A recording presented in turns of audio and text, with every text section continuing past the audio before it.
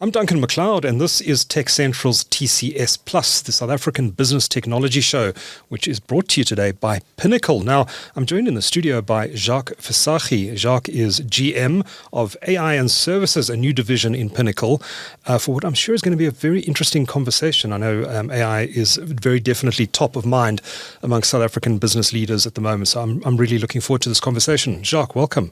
Thank you, Duncan. Thank you for the time. Pleasure. Now, Pinnacle clearly sees AI as a strategic imperative. We had Tim Humphries-Davies on the show a couple of months ago to talk about the company's AI strategy. But maybe just talk us a little bit about why a distribution company, a technology distribution company like Pinnacle, sees AI as pivotal to its future strategy. Yeah, and I think that's a very good starting point, first of all. So typical in the channel business, distributors are known to just sell boxes. Mm-hmm. And we're seeing this huge market gap in South Africa where our customers and our resellers are asking for more. And we said, well, this is a way to start. Mm-hmm. Having more than just a box as an offering actually is it's in huge demand currently in South Africa. As you know, with the skills drain that we have in South Africa, as well as the fluctuation in market segments, having a strategic distributor with value-added services makes sense. Mm-hmm. Because as a small startup company or even established resellers, you don't always have enough pipeline or even resources to expand your business. So Pinnacle made a clear decision to say, we're going to fill that gap by becoming the first AI value-added distributor in South Africa. Okay. And so far, so good. The feedback I've got from our resellers, from my peers in the industry, as well as new customers saying, hey, this is a very great idea. This is something that we can use. Okay. And we're starting to change that image for distribution in South Africa, where we're saying, for us to be relevant in the future, we need to add value add, not just sell boxes. They just drop a box at the customer's door and walk away. They just drop boxes, and it's a very long sales cycle as well, just to get a box at a customer. Adding value-added services, we can actually use our own implementation of AI helps us to make that experience much better. So we said, hey, we're going to expand that as an experience to our resellers. Okay. So as a distribution company, you do obviously work through a network of resellers. I think you've got thousands of them out there. Quite a lot, yeah. A lot of these AI solutions are going to be deployed by the end user customers, the enterprises in South Africa that are interested in using this technology. Pinnacle, as a distributor, I presume, is going to work through those resellers to help service those end user customers. It's a similar sort of model. Correct. And I think that's very important because services and distribution typically is not in the same sentence. Yes. Because that's what most of our resellers use to make money, is services. So now why do it at distribution level? And I normally have a very simple way of explaining it. Services is our resellers' bread and butter. Mm-hmm. I don't want to take that. I want to put jam on top of that butter. So especially when resellers are trying to expand business and everybody's talking about AI, but nobody's got, first of all, the right capacity or the right business model to actually adopt AI into the existing business model. So we offer a different approach where we talk to those resellers with that reseller to their customer and help them understand how to do this AI adoption through a consultative selling exercise. And so far, so good. And that is where I see the market gap is currently, is having the right conversations with our customers via resellers. So this doesn't mean Pinnacle is selling direct. We have a complete indirect model. We only sell to our resellers. But there is a gap in the market of enabling that resellers. That's what we said we're going to fill by starting AI and services, is to look at that gap and expand that gap and progress that gap faster between customers and resellers not having an idea how to start the AI business or how to implement AI into their business. From a reseller perspective, to start the AI business and a capacity, but as well as a customer, where do I start to bring that into my business? Okay. So maybe just take us through so I can get a clearer picture in my mind of how you'd work on an engagement. Let's say there's an end user enterprise that's interested in deploying an AI solution, and that enterprise works through one of your resellers. You obviously provide support and services to that reseller and help them around some of the latest technologies associated with AI. Would you yourselves go into an engagement with that end user client as well to Definitely to consult and to help the reseller with that relationship? So we've come up with a 7-stage approach on how we take this with changing that way of having that conversation. So we first of all start with a workshop and a readiness assessment after that. So it's a conversation. And funny enough, the type of people in that conversation is business people. It is not specifically AI people. It's about understanding what is happening in this business and how do we implement AI in this business. What is that use case that you need to identify first inside of a business, and that you don't talk to technologists. You talk to business people. So when we have that workshop, we actually say we need to get the financial guy, the HR guy, the CEO, the manager, the technical manager. We get them in a room and we understand their business. And that is what our value is. As a distributor, we actually have touch with quite a lot of different types of businesses. They all do business with Pinnacle some way, somehow. So we actually have a lot of experience in talking business language with resellers and with new partners. So with that being said, we start then with a readiness assessment. We then progress that to the next stage, which is then consulting. Now that we have understand where you are and sort of where you want to go, how do we actually advise through advisory services, through consulting, how to actually start from a business process improvement perspective, a data management perspective, whether it is infrastructure, on-prem, in the cloud, hybrid architecture, it doesn't really matter at this point in time. It's about understanding where to start and what is the goal. And that we do by identifying the use case. And we've got a catalog of that use cases that we've then put a program together, and we then consult based on that program with our resellers, on behalf of our resellers, with our customers or with their customers. We then go ahead and we implement something like that, whether that is on-prem, whether it's a POC, whether it is a quick and easy demo on a laptop. We show that, yes, this is possible.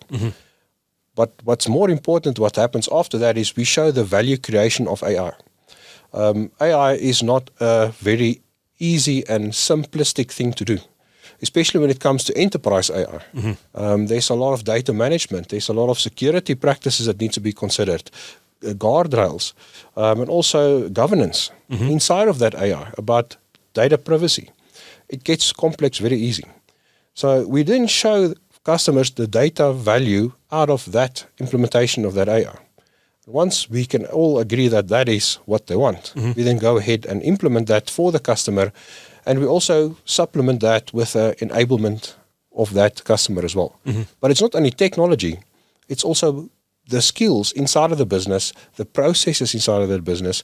And we always say that in the AI industry, AI will not replace people, but the person that understands and uses AI will replace the person that doesn't embrace AI. So that is quite an exercise to get people to understand that, hey, I need to enable myself with AI, but I don't know where. So handover and enablement of that AI system, solution, whatever you want to call it, at a customer is very important. And that's our 7 steps that we use to change that conversation from a working, usable, valuable implementation of enterprise AI. I was interested in what you said about this not necessarily being driven by the usual suspects in the organization, like the IT department. And I know that marketing teams particularly are very excited about generative AI because it allows them to do all sorts of interesting things more quickly than they could before. But what are some of the early use cases that you're seeing amongst corporates in South Africa? What are some of the things that they're looking for out of this technology? So funny enough, it's about business improvement, process improvement. Oh, yes. And I think that is where a lot of resellers are struggling. They are implementing and talking to their customers about having an AI solution direct to the customer. It's a daunting conversation. Even us as Pinnacle, our first implementation of AI is internal. So the first implementation in my mind for generative AI is using the data that they have to improve their internal use, their internal efficiency. And that is for them also to be more comfortable with an AI. Because if you're comfortable with it, you'll sell it much easier. And you'll get a much faster route to market as well using AI. So generative AI, we see, especially in enterprise environments, it is to get more insight into data. It is to actually help augment your workforce performance. The implementation of generative AI in our mind is first start with an internal use case. And then from there you build it out, and out of that first initial use case, other use cases emerge. And that is where your front side of your AI experience comes into play. Whether it's an assistant for your customers to interact, or whether it's a chatbot for your internal salespeople to faster create quotes. It starts with internal first use case based on a data integrated AI. Are you finding a lot of organizations are starting their journey by deploying Copilot from Microsoft in Microsoft 365, and then from there starting to see the power of the technology and starting to do other things with it, like, for example, starting to play around with their own large language models internally and starting to do more advanced things around AI? How do you see companies initially start to deploy this? So the ecosystem of Copilot is actually bigger than we think in South Africa. Yeah. And that is a very easy way to start and experience AI. And it's doing very great. Customers love it. Enterprises, on the other hand, they are concerned about, again, data privacy. So they're also concerned about the right governance when it comes to using Copilot. But it's a very good taste of AI. Corporates are embracing it. Even Pinnacle, we used it. We're now in a process of building our own AI. What I like about Copilot is it's quick and easy. Yeah. It's very extremely user-friendly, but it also provides effective results. The biggest challenge we have now is to get there, you might need to change your laptop because your current machine is just not capable of handling it. Or use the cloud. Or you can use the cloud. Yeah. So customers are definitely doing it, but that's more from a internal use case perspective, yes, but it's not a production enterprise-ready architecture from a generative AI perspective. Sure. It's more a user interface augmenting workforce performance. That answers your question. It does, yeah. Are there specific industries in South Africa that are doing more advanced than others in deploying these techniques? Yes. And we're seeing that especially in the financial sector, as well as in manufacturing. Value chain optimization, customer engagement, as well as internal CRM and external CRM. That's one of the biggest use cases that we've seen that the heavy lifting from AI perspective comes in. The human interface is still based either on a chatbot or an NLP with an assistant. But the backend infrastructure is quite heavily liftable. So, Jacques, tell me how the conversations that you're having with enterprises in South Africa have changed over the last little while. I know this whole area is quite new, and this division in Pinnacle is very new. But are you seeing the conversations also are evolving as time goes on, that people are starting to look to do more complex stuff with the technology? Definitely. And again, same as a Copilot, it's quick and easy, but as soon as you get to the heavy lifting AI, it becomes quite complex. So the conversations that we're having is, and we also followed what Gartner recommended, the type of conversation to have about AI is a services-led engagement. So that's a mindset change, because typically in this economic environment, resellers, they need to hit the number. Having a consultative conversation takes long. And sometimes business understands it, but they're not used to it. So my engagement with enterprises is more of a consultative approach where we say, let's just start with the readiness conversation. And we take it from there. That changes the game completely. You get more attention. You actually get faster actions out of changing that conversation. And it also moves away from the cost of AI. Enterprise AI is a lengthy process, and with that is the expectation of a higher cost.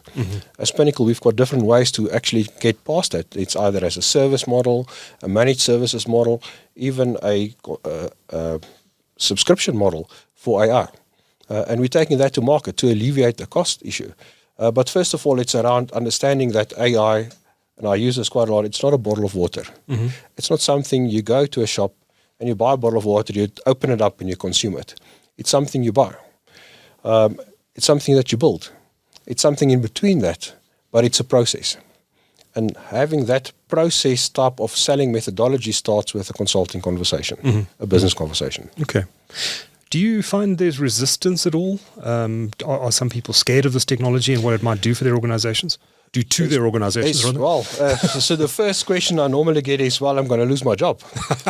Because the perception out there is if companies embrace AI, there will be workforce reduction. And as you know, especially in South Africa, that is a very sensitive topic. And I normally have the conversation around, it's not going to replace your workforce, it's going to enhance your workforce. And that's part of my ROI conversation. Instead of having 20 people doing quotes, wouldn't it be better to have that same person elevate himself from a blue-collar to a white-collar employee, and he starts selling? AI can automate all the normal things that he used to do, the mundane tasks of creating quotes, following up, looking at POs. I can actually do that for you. You can empower that employee to go and make more sales. So you actually retain that staff member, you upskill that staff member, and you increase your bottom line. Because now I've got more people doing more value-added services as a business to my customers. And that's why we say the implementation of generative AI is to improve workforce efficiency internally first. Yes. The spin-off of that is it will move to a front end from a reseller and a bottom line perspective. I guess in the long term, though, we don't really know what the full impact of this technology is going to be on the workforce, et cetera. And while there is going to be a lot of that, I do wonder whether there's going to have to be a lot of reskilling and that sort of thing. But it'll be interesting to see what the long-term impact is. And I don't think anyone really knows yet. It's a trick question, and it's a difficult answer as well. But it's a conversation that you need to have with your resellers and with your customers, because that is one of their biggest challenges. If it's not skills or money, it's about workforce. And it's very simple. My experience just over the AI Expo over the day, we just use a normal LLM. We customized that and we gave it a personality. And we showed the people at our stand how to do it. And just the interaction that we got there changed their mind about not being scared about AI. So AI is here to stay. We need to get used to it. And the only thing that's constant is change. So that's why we said we're not just going to build AI, we're going to build AI and services, because that is a process, and part of that is education. So when I have that conversation is, let us educate you and your staff on behalf of our resellers how to make this AI adoption less scary. Yes. Because it is scary for a lot of organizations. Sure. Tell me a little bit about Pinnacle's key partners, specifically technology partners in delivering AI services. Which of the major international companies do you work with? So as Pinnacle, we actually distribute more than 80 different types of enterprise products in South Africa. We're one of the big distributors in South Africa. We've got very close alliances with the top tier OEMs in South Africa. Dell, Supermicro, NVIDIA. We're very closely aligned with them. We also distribute the products. And like I explained it yesterday, distribution sits actually straight in the middle. So we have very good relationship with those OEMs because we bring that devices in. We also have very close relationship with our resellers, but we actually get access to a lot of the latest information, some of the latest thought leadership and ideas, way more than the typical reseller and user out there. So we actually advance at a much faster pace. And we do that with all our tier ones. And those guys are doing very well. If you see what Supermicro is doing in the news, I saw their share prices skyrocketed again. If you see what NVIDIA is doing, they clearly the leaders. If you look at what Dell is doing, the way that they bring all of this together, all the way from the edge to the data center, these are world-class players, and we work with them in a day-to-day basis. We're personal friends. We see one another on a regular basis. And I think that is the value of having AI and services at distribution. And a lot of those OEMs, they are also restricted from a reach perspective. And we help to bridge that gap with a very good conversation starter and also with the right resources at the right place. We've seen the demand, particularly for, and it's not just NVIDIA actually. It's Dell. It's a number of them. We've seen the share prices spiking. NVIDIA briefly eclipsed Apple as the most valuable company in the world the other day, which is just remarkable. But Dell's share price has also been going through the roof. You mentioned Supermicro Computer. a lot of this is because of the server infrastructure, the AI, the GPUs that are going into the big hyperscale cloud data centers in America, where a lot of the build-out seems to be happening. Are we starting to see similar demand in the South African market? Is there demand for GPUs from NVIDIA for local data centers, for example? Definitely. We know of huge projects that's on its way coming to South Africa. And also the major push for that is legislation. So as you know, again, governance is very, very important in AI. So localization is becoming more and more prevalent. And you can't localize with nothing. So the invention of bringing that to South Africa is here. It's closer than we think. It's imminent. It's already here. There's data centers with large amount of GPUs already in South Africa. Okay. But that's expanding. But just again, when you come back to AI architecture, less than a third of that is hardware. The other third of that is software. And I think that is what the key here is. And that's why you need to change the conversation. The conversation around empowering a reseller with software compared to hardware, again, is more of a consultative approach than just a price exercise. And that's what we do at Pinnacle with our OEM partnerships, is we change that conversation to a consultative conversation and a software-led conversation. A lot of this AI does not work with software. And again, those three OEMs have top leading software stacks and capabilities and go-to-market strategies to help that adoption of AI in different layers. Not only the hardware layer, but the edge layer, the data center layer, and everything in between. Now, you guys talk about, Pinnacle talks about AI solutions all in one box. Just explain what you mean by that. And it is exactly that. So as you can hear, there's a lot of different players when it comes to AI. AI is not a bottle of water. Sure. It's a lot of moving components. And to bring all of that together in a experience like opening up a bottle of water is quite difficult.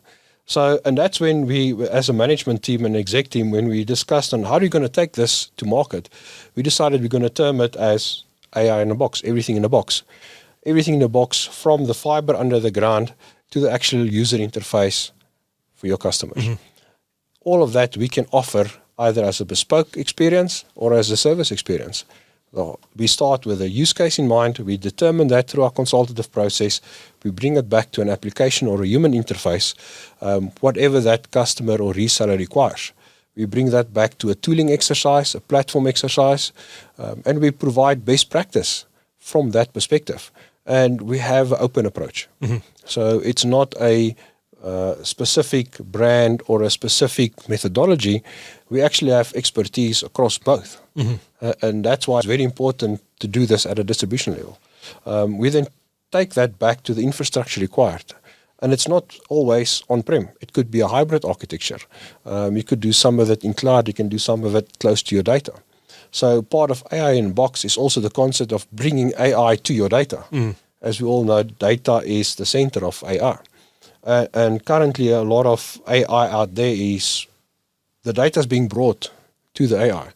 And that also creates a lot of anxiety, especially in enterprise AI, where we're saying AI in a box brings AI closer to you, and it takes away a lot of that anxiety. But it also gives that comfort that this is in my control. It is more measurable, and I can change the way that I get return on investment on my AI journey. And I've read the other day as well, 10 out of 12 AI projects fails because of their ROI was not seen, because of the way that they implemented that AI. AI in a box solves that. It gives you a much more streamlined approach, and the effect of having it at a distributor where we can do financial services, different go-to-market strategies, it actually makes sense to do it. Now, Jacques, very often when I have guests in that chair, I ask them to maybe just look in the crystal ball and tell me what the industry or space they operate in is going to look like in 3 to 5 years. But I think that'll be a very unfair question, because in 3 to 5 years, I think this industry is going to have completely changed. So I'm going to ask you what next year is going to look like. What are you looking forward to in 2025 in the AI space in South Africa? So a good churn on business. The timing is now. I can see that within the next 6 months, this enterprise AI adoption is going to take off at a phenomenal speed. We're actually now at the tail end of wave 2 when it comes to AI. Wave 3 is close by. That's where we start talking about quantum computing. So the heavy lifting AI, the enterprise stuff, wave 3 is soon. It's close. In the next 2 to 3 years, quantum computing will become a reality. The front ends, we can still see we'll have a traditional type of computing environment, whether it's in the cloud or on-prem. That user experience is also going to change. Not only a assistant, but also metaverse, augmented reality interfacing. That's what's coming next. And how do I now expand that to smart? So a big thing that we're seeing, and I'm having a lot of those conversations, is smart building, smart cities, smart railway, smart education. AI is a huge component of that. And I think that is here more than what we think. And we're having that conversations already. And we are uniquely placed to help our resellers achieve that faster as a distributor. Very exciting times ahead, and I'm personally looking forward to when we see the fusion, and I think it's coming very soon, of AI and robotics. I think someone like Apple or a company like it is going to introduce a smart home robot at some point soon with all of this AI built into it, and it's going to be fascinating to see how that develops. So we're exciting few years ahead, but looking forward to seeing what you guys do at Pinnacle and some of the changes you bring to the South African market. Jacques Visage is General Manager of AI and Services at Pinnacle. Thank you so much for sharing these insights with our audience today. Much appreciated. Thank you for your time. I really appreciate it as well.